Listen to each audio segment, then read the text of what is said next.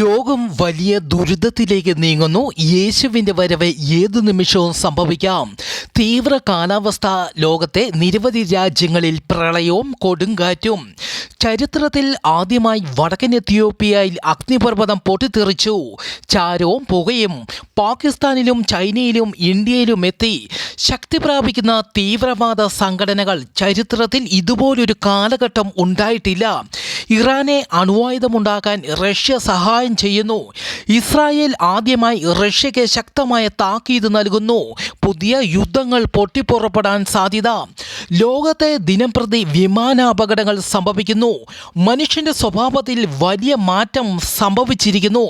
ഇതിനു പിന്നിൽ കോവിഡ് വാക്സിന്റെ ഫലമാണെന്നും റിപ്പോർട്ടുകൾ.